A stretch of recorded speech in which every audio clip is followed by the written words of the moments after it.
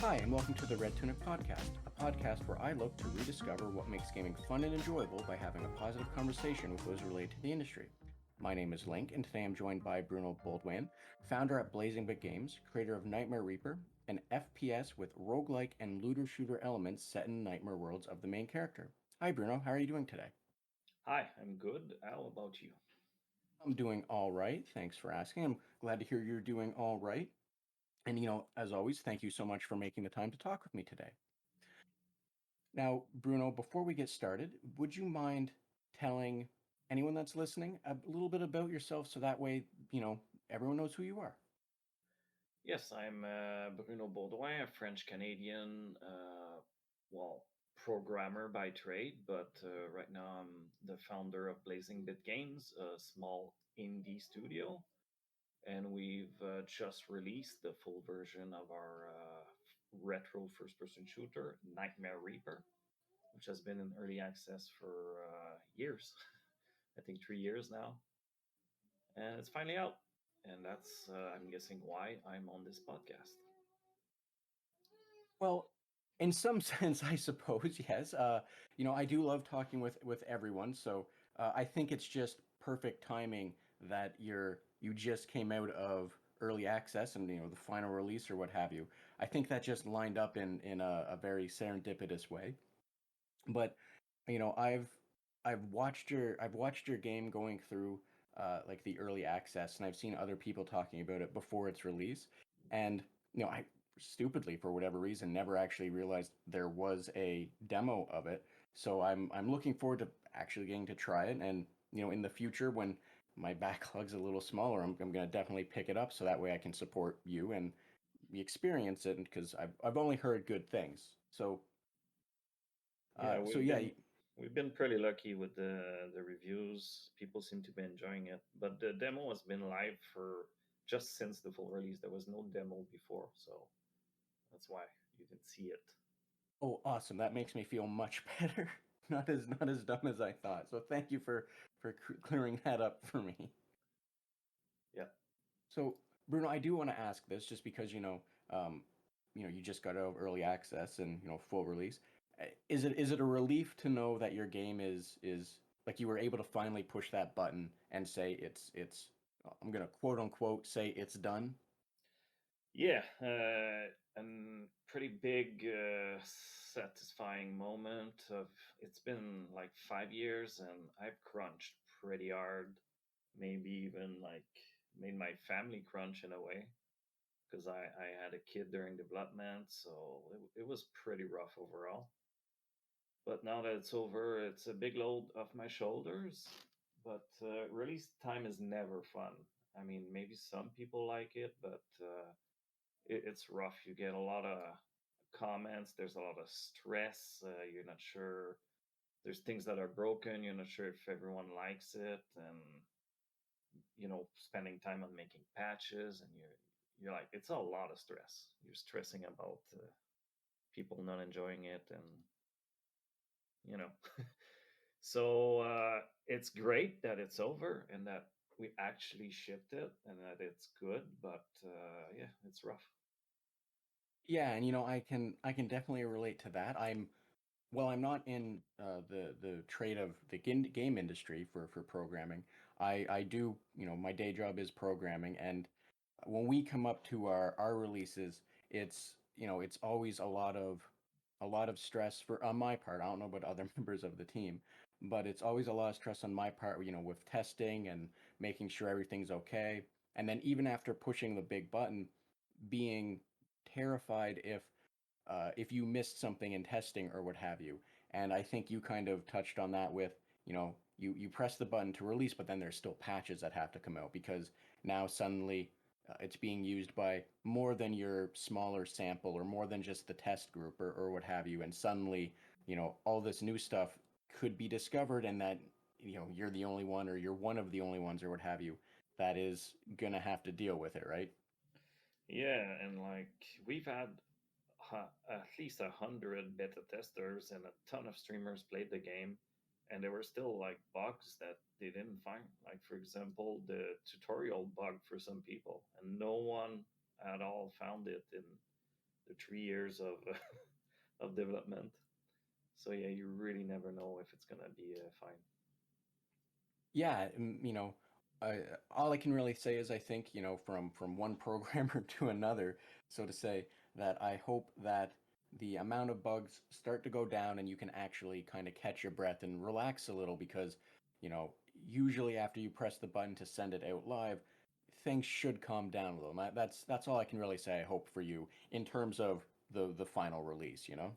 Yeah, I'm starting to. It's starting to quiet down.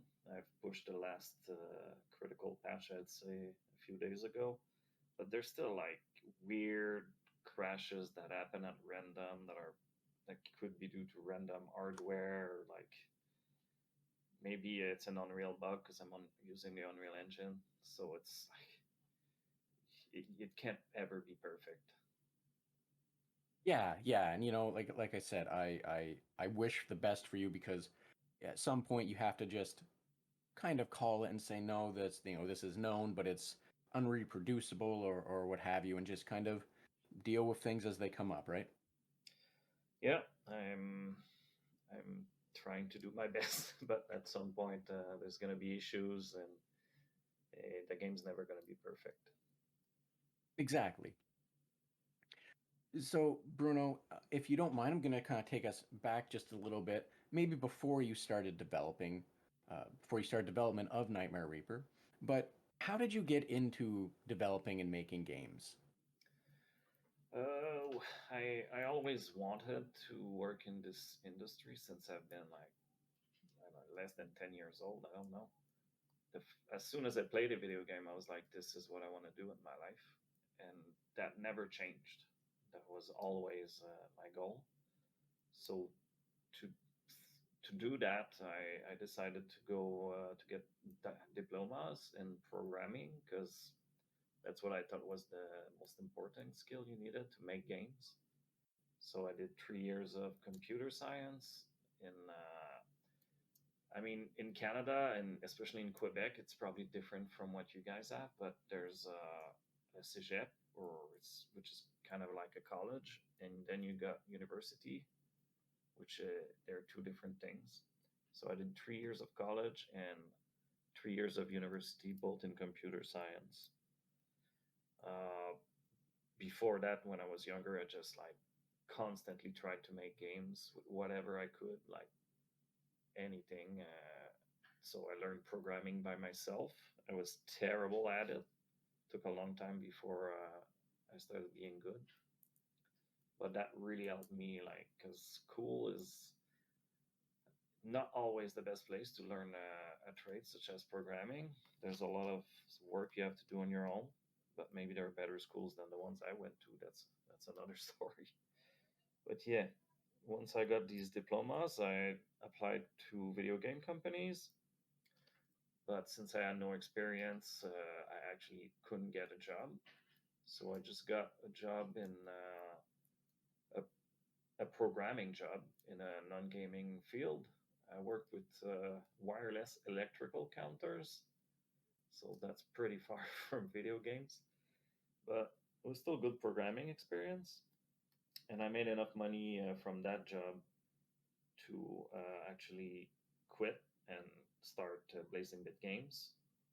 But that was not for Nightmare Reaper because Blazing Bit Games has existed for a long time. The first game we made was Mactabulous, which was a space shooter or a shmup, and yeah, so that thing bombed. But it was for many reasons. I didn't have enough money for it, and the it was harder to be an indie developer back then. Like this was before Greenlight, so it was almost impossible to make an indie game back then. Like today, if you can't get Steam, you can't be successful. So, and also the game needed like more polish. I didn't have enough money to get the game to a point where it would have been good enough. But that was a huge learning experience, and that allowed me to get a job at Ubisoft in Montreal, which is a big, probably the biggest single video game studio in the world, and they saw I had released a game on my own and did like all of it, all the programming work, and they were like, "Okay, well, you've shown that you can do the job," and they hired me. Granted, not as like a senior, as a junior developer, but I worked there for 5.5 years and kind of proven myself that I could do the job and that I was no longer a junior. But eventually, sadly, I quit Ubisoft once again to make another game under the Blazing Bit umbrella. Not that I hated Ubisoft; it was a great job with like great advantages, and I just love making video games, so I was perfectly happy there. And as far as AAA studios go, I think they're pretty good. There's actual like passion in making games, and there's many of the franchises I love. But yeah, that's how I got to Nightmare Reaper. Thank you for walking us through that. That's a really interesting way to go. It's always neat to hear how people start and how some of it's completely unrelated to games. In your case, you wanted to be in games, and I'm not dismissing or blowing past that, but just starting out working on the wireless transmitters or what have you. I apologize, it didn't quite click to me to understand what those were. I'm sorry. Oh, it's not important. Um, but you starting there and using that to build up, so you could support yourself to make your first game, and that leading to Ubisoft, and then that ultimately leading to you making Nightmare Reaper, and continuing on with like, as you said, everyone there had a passion for making games, and it allowed you to move to make your passion project, or expand on your passion for making games as well, right? Yeah, well, it's definitely a unique way of doing it. There's a ton of ways to get into the industry. That's just mine. And but yeah, for me, it was like video games are my life. That's what I love, and that's what I want to do. Like, there's no other option for me. So I Yeah, know that's different for other developers. yeah, definitely. N- I think the best way to put it is, everyone's journey is going to be different, and everyone's journey is going to be valid, right? Yeah, absolutely. Well, sometimes you fail, but like in my story, it's a learning experience, and it's just gonna make you succeed later. Exactly. And, kind of related to that, Bruno, based on your experiences, in your career and what have you, do you have any advice for those maybe seeking to get into the industry based on that? Well, it's a vast question. So it depends on what you want to do exactly and what you're looking for. But the main thing with any job, especially in the technical field, is that they want to know that you can actually do the job, because you can fill tests, do interviews, but you can't really know if the person is qualified. So doing projects on your own that you can show that you can do the job, this is key. So even if you're not making a game in your own time, maybe making mods or prototypes, or if you want to be an artist, make animations, make drawings, like you need a portfolio or something to show. I think that's the most critical thing. Definitely, thank you for that, because that's great advice to have a portfolio. I think I've definitely spoken to people, not on the podcast, just in my life, that seem to think, you can just for example, knock on Ubisoft's door and be like, I have this great idea. It's Skyrim, but with bombs. And that they're gonna usher you in for red carpet for that one idea, like it's Ideas are useless. Like, no one needs ideas. There's infinite ideas. That's not the problem in games. exactly right. And thank you for the portfolio comment, because it's very important to have, to show that you can do and not just say, right? Yeah, absolutely. That's critical. Like, when I hire people that I want to work with, for example, the for the soundtrack of Nightmare Reaper. I checked. I was already a fan of Andrew Oshel because of his like Doom soundtrack that he made and released for free. And I was like, I want this guy. I know he can do the job, and like it's as simple as that. It's I don't know how else I couldn't trust someone I hire without like any proof of his work. Exactly, exactly. And it's sorry, I'm hesitating because I don't want to make the dumb joke, but I'm going to do it. But it's the proof is in the pudding, and the pudding is the proof, right? Yeah, that's a good way to put it. Now, Bruno, as you mentioned, you've loved video games your entire life, and you've been playing them your entire life. What was your favorite game as a child, and what about that game made it your favorite? As a child, well, I've been playing games since there have been games essentially. So I was a child for a long time, but I'd say the one that marked my whole childhood the most was probably Blood, the shooter from Monolith on the build engine, and I loved it just because it's like the perfect game. The gameplay is incredibly solid. The level design is amazing. The atmosphere is top notch. The story is great, and it's just like the gameplay loop is so fun.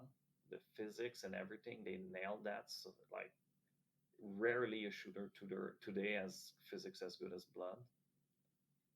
And yeah, just I was also kind of emo, if you will, as a kid. And the whole dark subject matter, the anti-hero stuff that really connected with me also. But yeah, it's an incredible game. Like the atmosphere is crazy. Gameplay might not have aged so well because the hit scanners are really like they're unfair, but it's still a great game. Definitely, and I think any gothic esque ish game, I guess, that they're willing to go out of their way to hire Elvira, to promote the game and do a little promo video. I think that also says a lot, right? Yeah, I think I've seen that. I don't really remember it that much. Yeah, there were some crazy also magazine ads they did. Yes, Yeah, there was. the golden days of Monolith. Yeah, and to just to speak to the crazy ads, I remember one of the ones in PC Gamer was someone sitting in a bathtub full of red color or red Yeah, liquid blood, that's the and one that comes to mind immediately for me. yeah, yeah, and it's blood. You're bathing in it, and we're not going to see those kind of ads again. I don't think anyone would go out of their way to even tempt that. Yeah, you need a like a paper magazine to do something like that. And we actually made a paper magazine ad for Nightmare Reaper. We never actually used it, but it exists. Oh, that's cool to know. And as well, just speaking of blood, I do also have memories of Blood being a fantastic game, and just you're right, the physics of it were, um, I like a lot of the like puzzles, quote unquote puzzles, were physics based on the like weaponry and such, and I just remember and hating all of the ones that required you to throw the dynamite and use or just any explosive really, but use any of the explosives to like throw yourself to a place. I always hated them because when I was younger, I never really was a fan of the trade-off of like potentially killing yourself to try and get, sometimes it wasn't anything really worth it, and then sometimes it was something, like There a are napalm launcher. there's no required rocket jumping in the game at all, as far as I know. But you can use them to bypass areas. For example, in deathmatch maps, you can use a rocket jump to bypass a whole section to get to some powerful weapon or something. But yeah, if you rocket jump to get to finish a level or to get a secret in Blood, you probably didn't find the more obvious or intended path. That's very plausible. I'm gonna say I was like 7 when I played it. So yeah, it's very plausible that I just completely missed the more obvious way and foolishly, tried to throw myself forward with explosions. It was pretty rough to rocket jump in Blood. Not really a viable strategy because like you're so weak in this game in the sense that any weapon will kill you very fast. But in multiplayer, sometimes it warranted it. You want to get to the armor or the life seed before the other guy. Sometimes you just gotta take the damage. Well, yeah, that's good to know because if I ever go back to it, because I do intend to at some point, whenever I do go back to it, I'll keep that in mind because you're absolutely correct. You were always kind of, or I was always running at a deficit of health, and some of those secrets where I thought I had to rocket jump or conch jump or what have you to, uh, were always just such a risk. So it's good to know, and I'll very much keep that in memory so I don't do it foolishly in the future. I'm a big proponent of rocket jumping. Nightmare Reaper has rocket jumping and achievements for it, but once again, it's you never forced to do it. And yeah, I personally I've always kind of been a fan of games that do have rocket jumping when they properly like when it's how do I put this? When it's like a design pillar or a design principle or what have you, where it's in there intentionally to be used intentionally, because usually the balance is a little better, right? It's not going to be something that's Yeah, going to be constantly putting you at such a risk of your own death.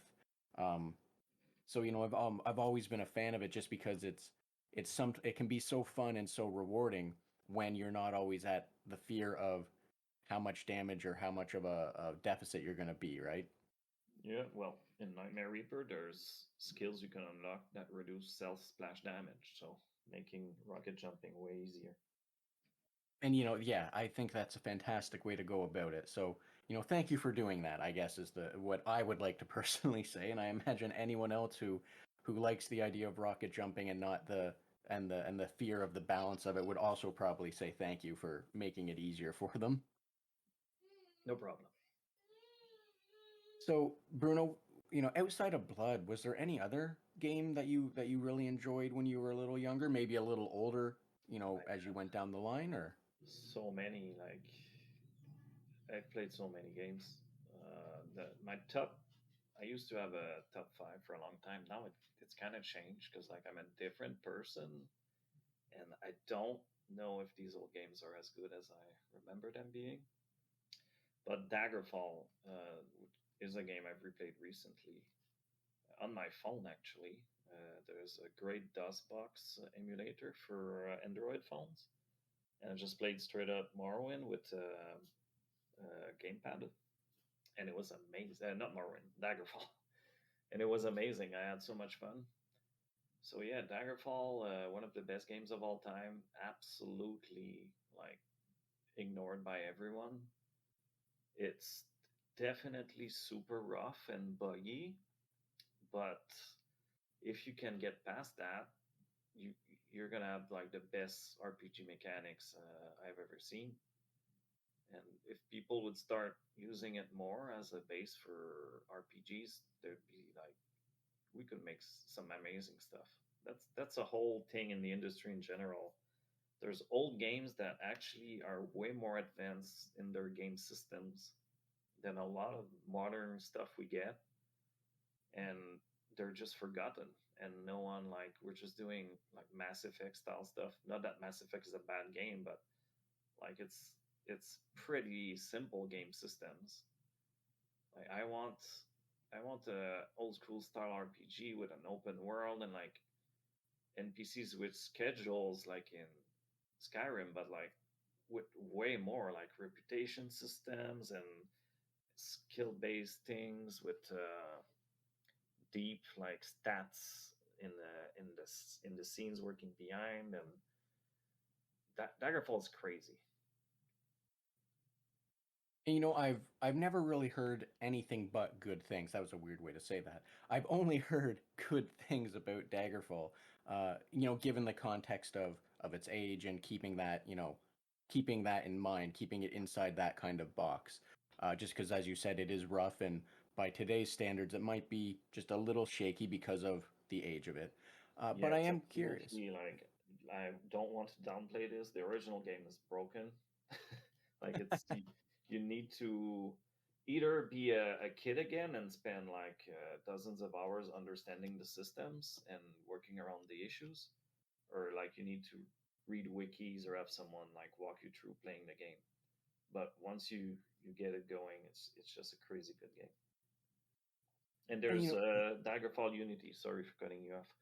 Daggerfall Unity brings the game to the modern age, if you will. And there's like quality of life mods and stuff like that.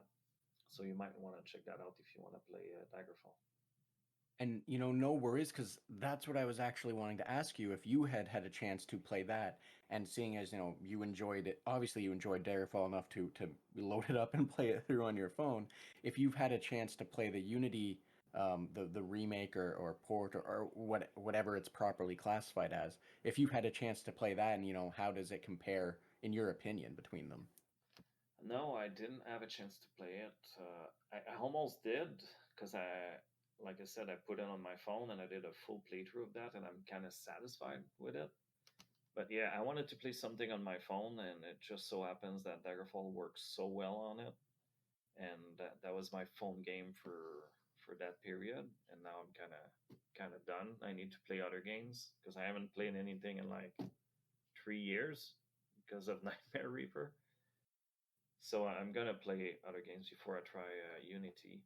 But I've watched a ton of Unity streams, and it's just amazing what they've been able to do. They There's mods that fix every single issue, and that push what was so innovative about Daggerfall even further. Like there's crazy mods like that add roads to the entire world, which is a gigantic world, and then you can there's like time dilation.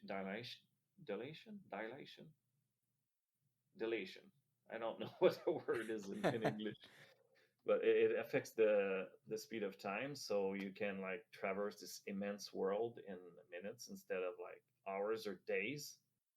Because the Daggerfall world is so big that to get from a city to another, you need two things: extreme luck and like hours. And like the first time I played the game, you get out of the dungeon and like you're in the wilderness and you have no idea what to do. I didn't even know fast travel was a thing in Daggerfall. So what I did was I just started walking. Then I realized there's just like nothing. So I put a weight on the walking key and went to do other things and like came back 2 hours later and I still was walking the wilderness, didn't hit anything. So yeah, the road mod is a game changer. And there's the wilderness was also pretty empty with nothing to do, and there's mods to add things to find. There's random encounters. Like it's just crazy. Uh, One of the things I would like to do most is a spiritual successor to Daggerfall. I mean, it would be fairly different, but taking some of its ideas and running with it. And definitely, and thank you for everything you've said. I've been wanting to try Daggerfall. It's been kind of on my radar, but the age of it.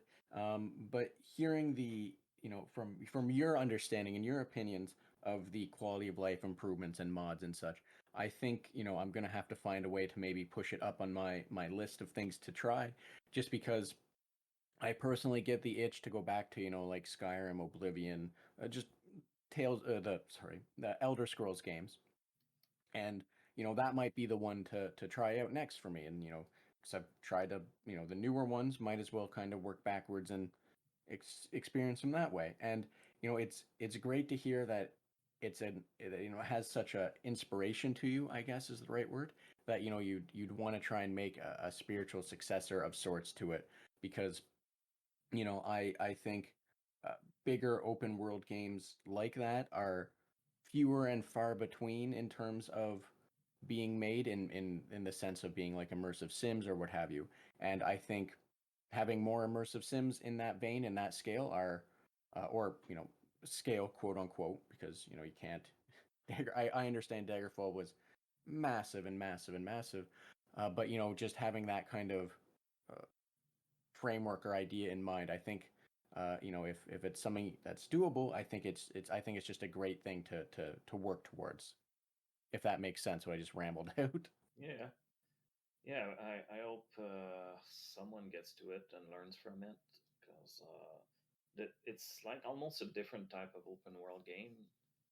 The other Elder Scrolls do not satisfy the Daggerfall Age at all. They're completely different, and you need the procedural generation, and you need all these complex systems working behind. Not saying that the other Elder Scroll games aren't like great games. I love them, but it's not Daggerfall. Definitely, definitely. I completely understand what you mean by that. It's not what you want. It's something you can enjoy, but it's not what you want, right? Yeah, and they're dumbing down the Elder Scrolls systems like more and more with every game. At some point, there's this. It's going to become like Fallout 4. There's no longer RPG. It's just a first-person survival game.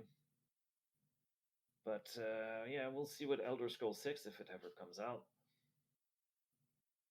Yeah, fingers crossed that it's not, that it does exist. Um, because yeah, those big games obviously have a lot of development time, but also, as Bethesda has shown in the past, they're not they're not totally against letting massive gaps between releases exist, right?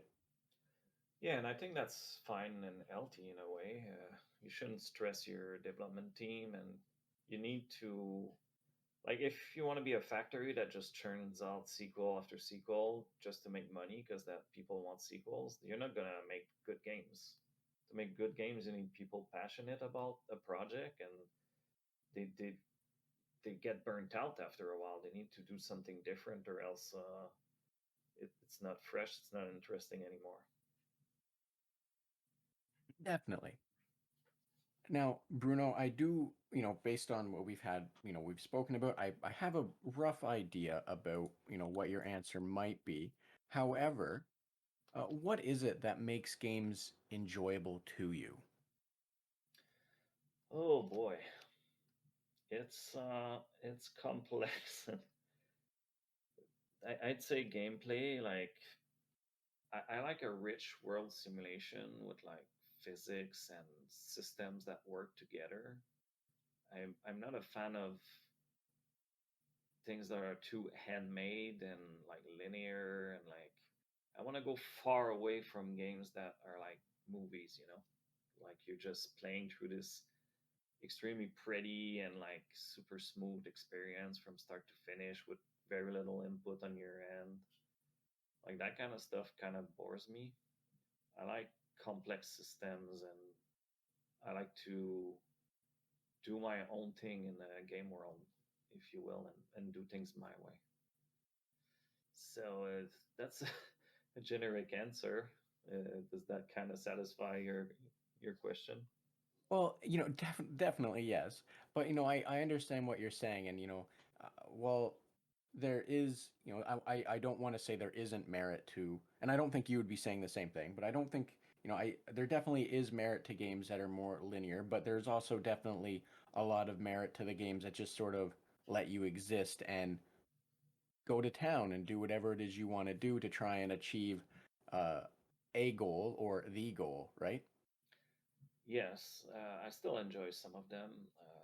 It's just I've at some point I've played so many games that I need something like new and fresh, and just going through a story and getting to the end, I'm kind of getting tired of it. So I like games when they add any type of like thing to the side, like for example, Metroidvania features, even if they're light, or like a progression system. Like if you're gonna make for example, a simple retro shooter, 9 weapons, 3 episodes, you go through the levels and that's it. Like give me a weapon upgrade system or something, Get me give me a mechanic to get me interested to make it a little different. And definitely, and I I personally I love when games give you that kind of upgrade system. And I'm never going to speak against the idea of letting you upgrade weapons, even if it's locking out other paths. I I'm always a fan of just getting to upgrade things because I don't know, but somewhere along the line, a game probably did it when I was younger, and I've become fixated on the idea of being able to change what your weapon or what have you looks like as you play and have it have an actual impact. And I'm never going to be against the idea of what you just said, basically. Yeah, well, some people are. They want to keep traditions. They want to keep things how they are, and that's fine. It's just for me, I like a little something extra, as a system or something. Yeah, definitely. And I think that's probably part of it as well. It's not a huge change, but it's enough of a mix up to make it a little more meaningful or enjoyable, right? Yep. And there's a ton of examples of games doing that. Like Project Warlock, for example, is a very linear game with not that many weapons, but it has a progression system where you can upgrade your weapons. So I'm kind of like, yeah, I want to upgrade my things. I want to customize my weapons. I want to see where this goes. And it kept me playing for a long time because of that. And that's great to hear. And Bruno, I am also curious, if you don't mind changing the subject just a little. Now with you releasing Nightmare Reaper and having a little bit of downtime, um, and being able to get back to, playing more games that aren't, or having your time not fully dominated by development, or however it should be put. Do you have any comfort games that you might have found that helped you relax during Nightmare Reaper, or comfort games that you enjoyed before Nightmare Reaper, and you're looking forward to getting back to help you relax? I did not play games when I was working on Nightmare Reaper. It's truly like I put my heart and soul into this. It was a huge grind the whole way through. I played one game that Subnautica, which is just one of the best games of all time. I was not expecting it. It blew me away. I just picked that game out of nowhere, played that, and it's perfect. It's the perfect game. So this one is really chill, but it's sadly once you finish it, there's not much else to do. Like I did install mods to do a second playthrough with some differences, but you can do much more than two. But yeah, I didn't really play anything to decompress while I was working on Nightmare Reaper, other than phone games. But these are more like to fill the gaps in my time. Before that, though, before the development of Nightmare Reaper, I had a bunch. I remember when I was in university, Far Cry 1 is like one of the reasons I actually made it through university with my sanity. Because I would just like, I love this game. It's also in my top games of all time. And I would just like do 2 hours of studying and then 1 hour of Far Cry multiplayer. And like that will motivate me. It would keep me sane. Like this is such a chill game. It's like a vacation. So there's that. There's also Vampire the Masquerade Bloodlines, which is, in my opinion, the best RPG of all time. And this is the type of game I reinstall periodically and just do a full playthrough with a different class or different skills. There's always like when you change your character in this game, the full playthrough is completely different. It's such an amazing game. Once again, like, kind of like Daggerfall, it's a little bit broken, but to make these amazing games with like systems you haven't seen before, like so deep, so complex, you kind of have to break some eggs while making your omelet because it's complex, it's complicated, and you're like often the first people to do this, so you have no examples. So yeah, janky games sometimes are the best games because of that. I that's that's a good amount of games I think I can name for this type of category. And that's fair. And I do have a question on the topic of Vampire the Masquerade, and you saying you replayed it, and different characters and such. How many of those playthroughs have I believe the crazy one is the Machiavellians? Yep. How many of those playthroughs have been Machiavellians? Only because I'm curious how much insanity you purposely expose yourself to. I don't think they're called Machiavellians, but because you said that now, that's the only thing I can think about. But yeah, anyway, I only did one playthrough with them. Uh, it was amazing, but I need to try the other races and the other skills. So I never really replayed the same one twice. And that I think takes a lot of intentional effort just on my part whenever I've played games that give that freedom. I always kind of slip into the same structure or the same play style or habit. So that's really impressive that you're able to do that uh, without slipping in and always just playing the same character more than once. Yeah, that game is insane. It's crazy that how much you can customize, how unique every playthrough is, like all the ways you can bring things, the dialogue, the endings, all the quests you do have different paths. Like it's a new game every time. At some point you're gonna see everything, but I'm not there yet, and I've done 6 playthroughs or something. And I just googled it. It's Malkavian. Oh, is that how it's pronounced? Yeah. Okay. Oh yeah, I can Yeah. understand that. How I pronounce it would be incredibly wrong. Yes, thank you. And it's such like they're crazy. They actually rewrote the entire dialogue in the game and different NPC responses just for Malkavians. Do you understand the amount of work that is? Like just for one class that some people will never see. Entire different dialogue, new NPC responses with animations, different quest paths because of that. There's all kinds of crazy differences in the game itself, in the gameplay, and in things that happen. It's nuts. Like this is love that they put in this game. You know, again, I'm regretting this, but one could argue it was insane to do that, right?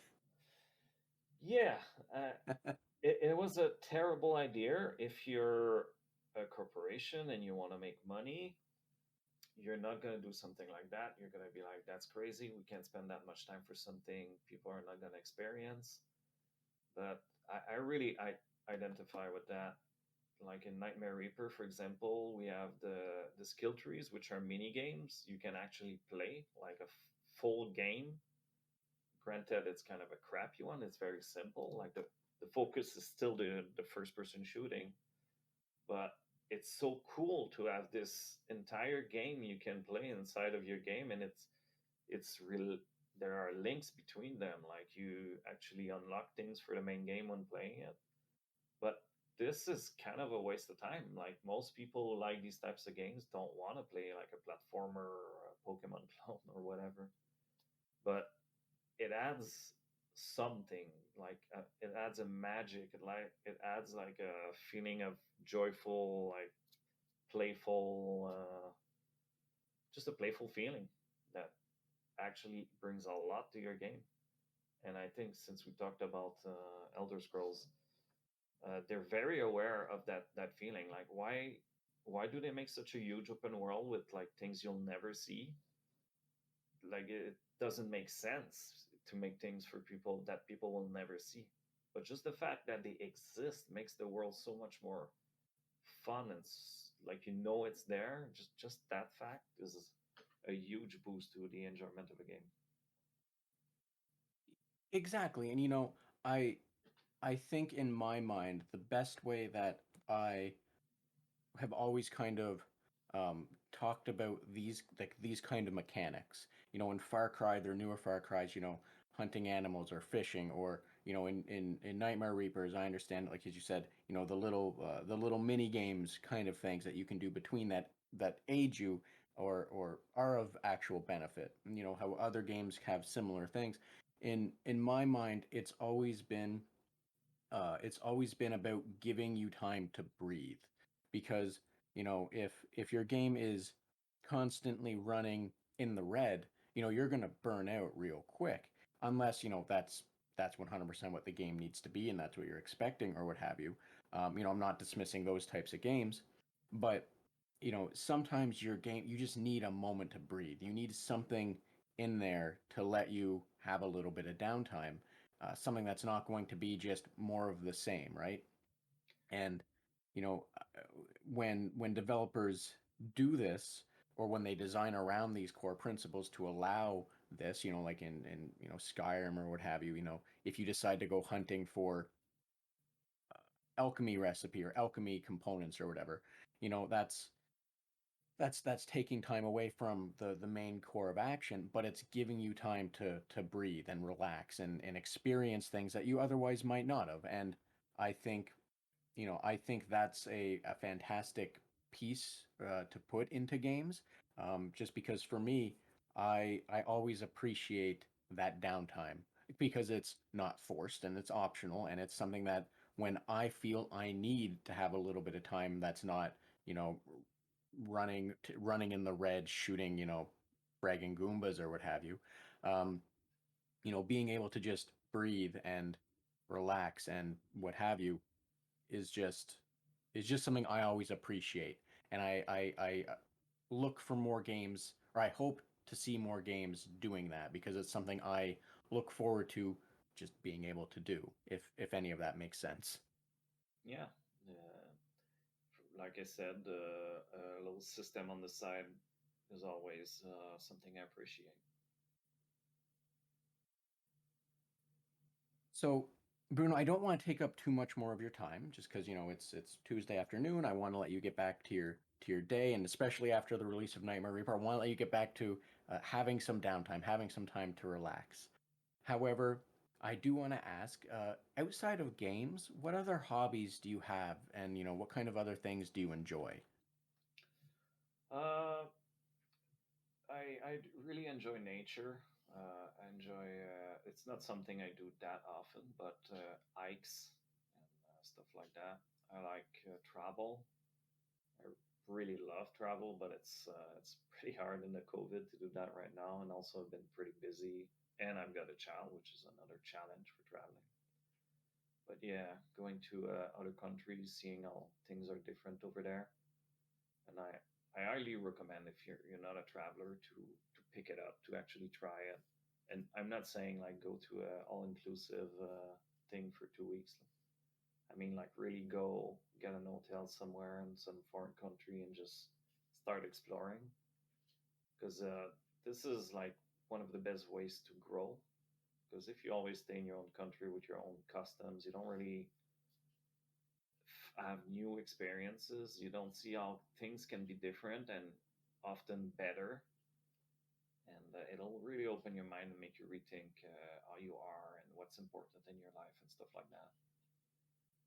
Uh, yeah, so nature also, I think nature is very important for your mental health. I think as human as humans, there's not much that will make you decompress and de-stress as fast as just going to walk in nature.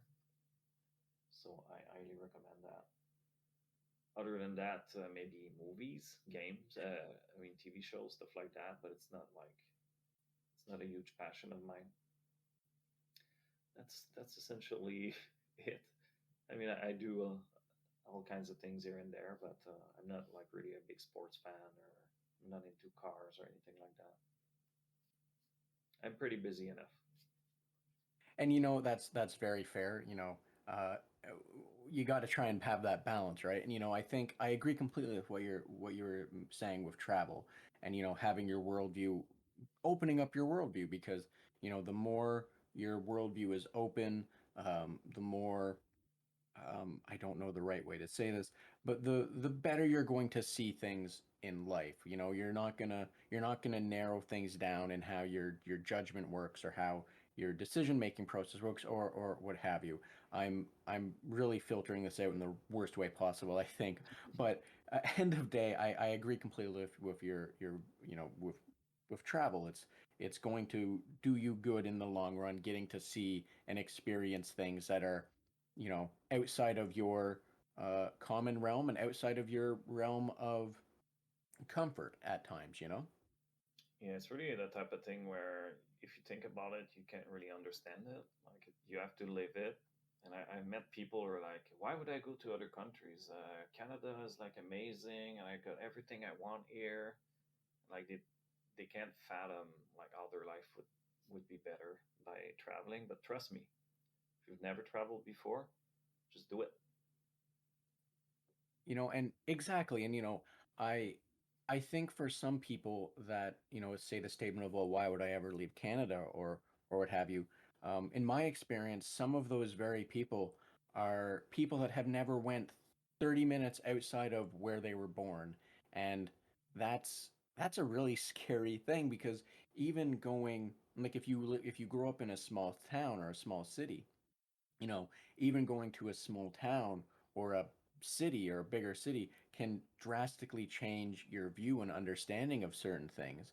And, even if the travel is just a day trip or a few days or what have you, just going outside of the 30-minute zone that you've ever been in and just experiencing other things is going to help. Um, so so yeah, it's I too would also say, travel within your means to just have grow as a person, have your worldview opened, even if just a little, right? Yeah, and there's also a lot of us versus them mentality. Like America, we're the best, or like whatever. But some things are just better in other places. But nowhere is perfect, and like we need we need the whole globe to connect together. We need to see how other people's do it, and stop that like division. And there's no reason. It's sadly because people don't really go out of their bubble. They kind of start doing these rivalities. Yeah, definitely. And yes, I think, and again, I think that just stems right back to, having your worldview open just a little can help, right? Yeah. Now, Bruno, as I had said, I don't want to take up too much more of your time. However, if there's anything else you want to discuss, maybe a cool game you've played, a cool game you're looking forward to that we haven't already touched on, what else you're doing or working on, or something you just feel more people should be aware of, the floor is definitely yours. As well as please let everyone know where they can find more information about you, which will also include in the episode description. All right.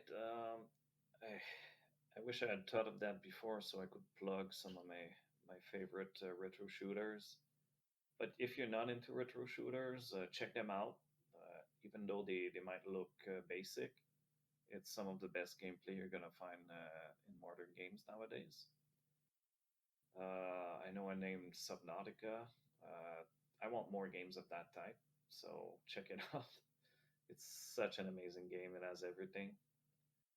As far as me, well, check out Nightmare Reaper, of course. We just released.